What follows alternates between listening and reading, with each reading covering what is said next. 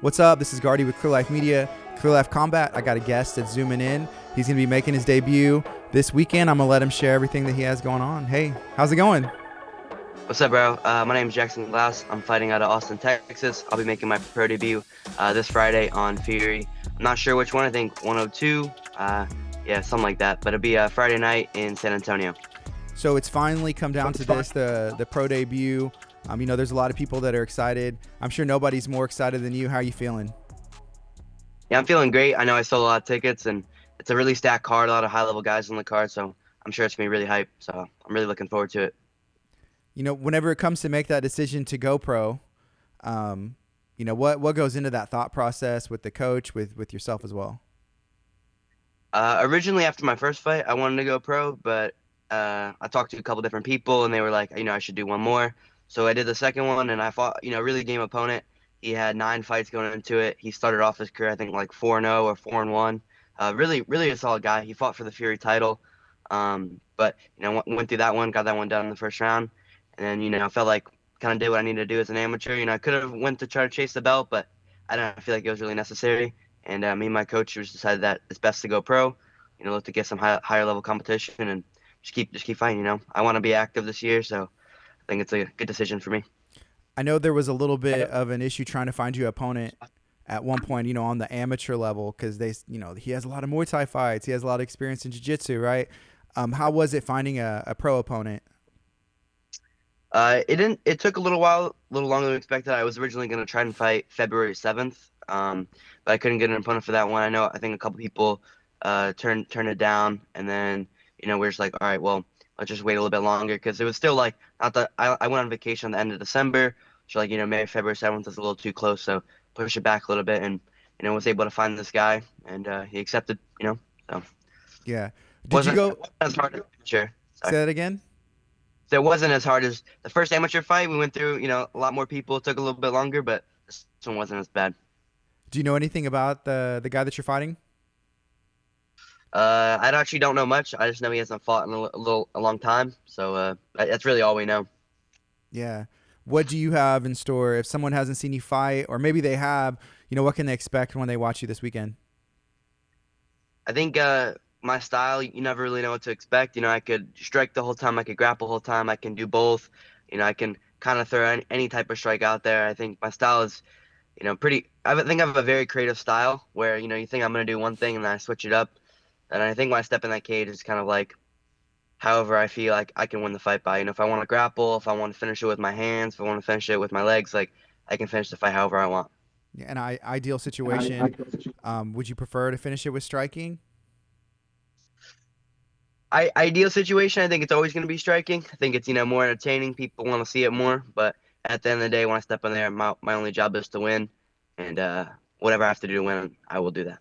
You said that you went on vacation at the end of last year. I think I remember you saying that you were going to be going to Florida. Is that what you did? Yeah, we went to Miami for about 10 days, and then we stopped in New Orleans on the way home. Yeah. Whenever you're out there, do you get a chance to drop in and train anywhere? I haven't yet, but next time I want to try and train at Fusion or Goat Shed.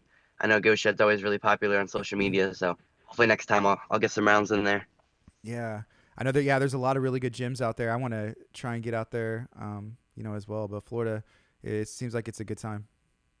Yeah, Florida. Yeah, Florida's got some good spots for sure. Yeah. Um, Talk to me a little bit about the Kody Steele UFC debut. What did you think about it? Yeah, it was a crazy one for sure. I've watched Kody train for probably the past 6 years, 7 years almost, and he hasn't been doing MMA that long, but from watching him spar a lot of rounds at Syndicate or Ambush or wherever else, like I know he has that kind of dog in him. He's a little crazy. It's obviously a little scary to watch. He's get hit a little too much, but it shows how tough he really is. And I think it's only the beginning. It's like he fought a super experienced guy. The guy was been in the UFC before he got cut. He won a bunch of stuff in Asia. Like the guy's a legit fighter. And the guy was training with Volk and Izzy coming up for that fight. So he knew it was gonna be a tough fight, but it is what it is. He got the 50G bonus. He got a bunch of posts on Instagram. I saw you just did an interview with Bruce Buffer, so I'm sure it's like it's still good enough. Obviously, you always want to come out with the win, but if you're gonna lose, at least he lost like that. Yeah, that guy. You talking about the experience? I think he had over 20 something 20 something fights. They were saying the records, and I was like, wow, that kind of caught me off guard because I hadn't heard of him. But that's a ton of cage experience. Yeah, man. I think his record was like 25-4, 26-4. So for your first fight against a guy with 30 fights, it's really impressive. Yeah, I think yeah, that was, but I guess you know Kody pretty well. Yeah. He's not gonna like back down from anything that's presented, right?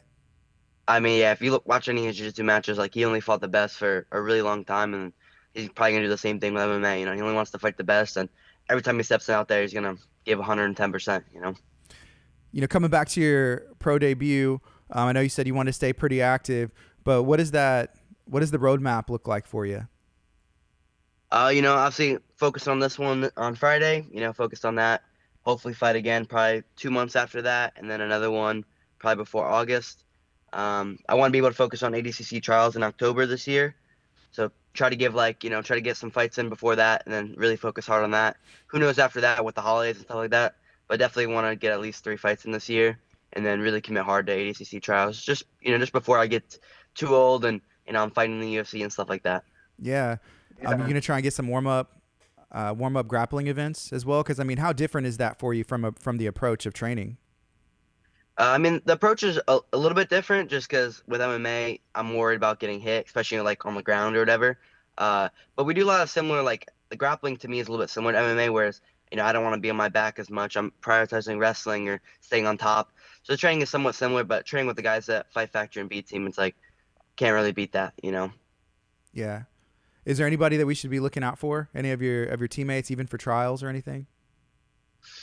I don't know if he's gonna do it, but you always gotta look out for Damian. I don't know how serious he's gonna be with MMA this year. He's probably one fight away from getting into the UFC, so I don't know if he'll be doing this year. But I mean, dude, there's so many good guys at B Team and Fight Factory, and who knows with all the CGI stuff, who's gonna be doing what now? So hard to say right now. Yeah, Damian, he has a fight coming up. What does he have going on?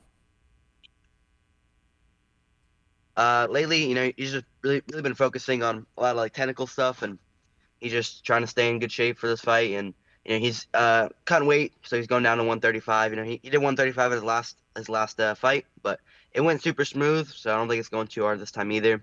He's got a pretty solid opponent from up north or up northeast. I just know the guy has a lot of experience. He's fought in Bellator. He's had a lot of kickboxing fights, so it should be a good fight. Yeah, that's exciting. That's exciting. Whenever you're prepping and you're listening to your coaches and just making way, I mean, what else is important to you, I guess, whenever it comes to I guess fighting in general? Is there time for anything else? I mean, it's a pretty big deal. Stepping in a cage. You said outside of fighting? Yeah. Yeah, I mean, I don't do too much outside of fighting, but like most of my days, it's like I wake up, whatever, hang out at my house for a little bit. Most times I'm gone by 8 a.m. and I'm not back home till 7, 8, 9 p.m. at night. Maybe I'll come home during the day for a little bit, grab something to eat, take a quick nap, and then I'm out of the house again. I think when I was younger, I could do a little bit more stuff, but now since I drive a lot, it's like I go down to B Team, which is like 40 minutes away from my house.